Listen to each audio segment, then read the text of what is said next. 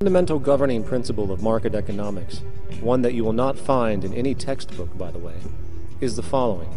Nothing produced can be allowed to maintain a lifespan longer than what can be endured in order to continue cyclical consumption. In other words, it is critical that stuff break down, fail, and expire within a certain amount of time. This is termed planned obsolescence. Planned obsolescence is the backbone of the underlying market strategy of every goods-producing corporation in existence. While very few, of course, would admit to such a strategy outright, what they do is mask it within the intrinsic obsolescence phenomenon just discussed, while often ignoring or even suppressing new advents in technology which might create a more sustainable, durable good. So, if it wasn't wasteful enough that the system inherently cannot allow the most durable and efficient goods to be produced, planned obsolescence deliberately recognizes that the longer any good is in operation, the worse it is for sustaining cyclical consumption and hence the market system itself. In other words, product sustainability is actually inverse to economic growth, and hence there is a direct, reinforced incentive to make sure lifespans are short of any given good produced. And in fact, the system cannot operate any other way. One glance at the sea of landfills now spreading across the world show the obsolescence reality. There are now billions of cheaply made cell phones, computers, and other technology, each full of precious, difficult-to-mine materials such as gold, coltan, copper, now rotting in vast piles, usually due to the mere malfunction or obsolescence of small parts, which, in a conservative society, could likely be fixed or updated, and the life of the good extended. Unfortunately, as efficient as that may seem in our physical reality, living on a finite planet with finite resources, it is explicitly inefficient with respect to the market. To put it into a phrase, efficiency, sustainability, and preservation are the enemies of our economic system. Likewise, just as physical goods need to be constantly produced and reproduced, regardless of their environmental impact, the service industry operates with an equal rationale. The fact is, there is no monetary benefit to resolving any problems which are currently being serviced. At the end of the day, the last thing the medical establishment really wants is the curing of diseases such as cancer, which would eliminate countless jobs and trillions in revenue. And since we're on the subject, crime and terrorism in this system are good. Well, at least economically, for it is employing police, generating high-value commodities for security, not to mention the value of prisons that are privately owned for profit. And how about war? The war industry in America is a huge driver of GDP, one of the most profitable industries, producing weapons of death and destruction. The favorite game of this industry is to blow things up and then go and rebuild them for profit. We saw this with the windfall billion-dollar contracts made from the Iraq War. The bottom line is that socially negative attributes of society have become positively rewarded ventures for industry, and any interest in problem resolution or environmental sustainability and conservation is intrinsically counter to economic sustainability.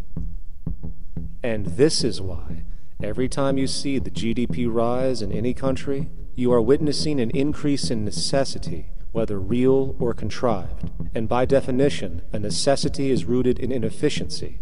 Hence, increased necessity means increased inefficiency. The American dream is based on rampant consumerism. It is based upon the fact that mainstream media, and especially commercial advertising, all corporations who need this infinite growth have convinced us or brainwashed most people in America, and hence the world, that we have to have X number of material possessions and the possibility of gaining infinitely more material possessions in order to be happy. That's just not true. So why do people continue to buy in this way, which is ultimately eco-genocidal in its systemic effects, cumulatively? And it just is classical operant conditioning. You simply put inputs of conditioning into the organism, and you have outputs of desired behaviors or goals or objectives. and it has all the resources of technology.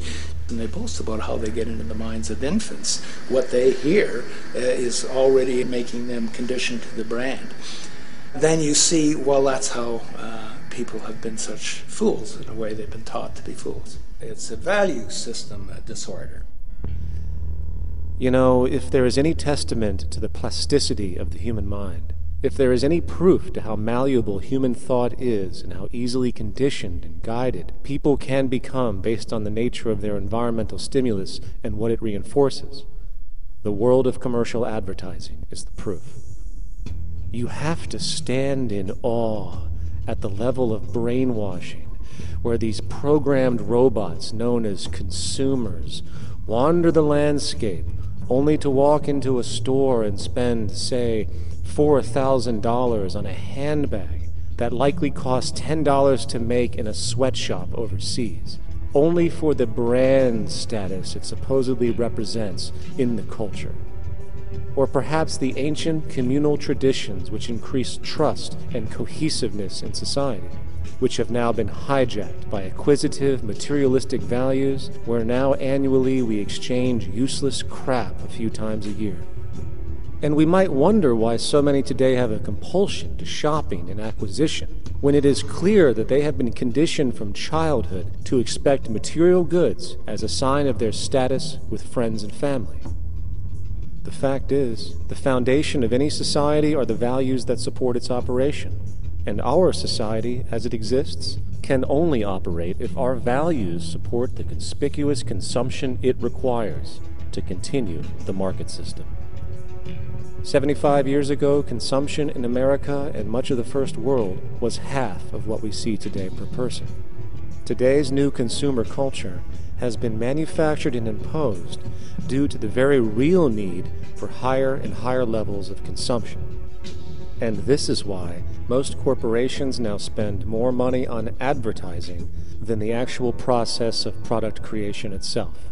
They work diligently to create a false need for you to fill, and it happens to work. You know, economists are in fact not economists at all. They're propagandists of money value. And you'll find that all their models basically get down to token exchanges that are to the profit of one side or both sides or whatever, but they're completely disconnected from the actually existing world of reproduction. In Ohio, an old man failed to pay his electric bill. You may be familiar with the case. And the electric company turned off the electricity and he died. The reason they turned it off was because it wouldn't have been profitable for them to keep it on because he didn't pay his bill. Do you believe that was right?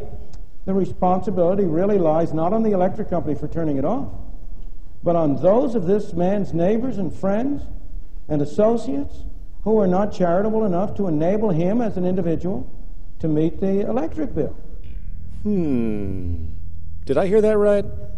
Did he just say the death of a man caused by not having money was the responsibility of other people, or in effect, charity? Well then, I guess we're going to need a whole lot of infomercials, little miserable coin slot donations for bodega counters, and a bunch of pickle jars for the billion people now starving to death on this planet because of the very system Milton Friedman promotes. Whether you are dealing with the philosophies of Milton Friedman, F.A. Hayek, John Maynard Keynes, Ludwig von Mises, or any other major market economist, the basis of rationale rarely leaves the money sequence. It is like a religion. Consumption analysis, stabilization policies, deficit spending, aggregate demand. It exists as a never-ending, self-referring, self-rationalizing circle of discourse where universal human need, natural resources, or any form of physical life-supporting efficiency is ruled out by default and replaced by the singular notion that humans seeking advantage over each other for money alone, motivated by their own narrow self-interest, will magically create a sustainable, healthy, balanced society.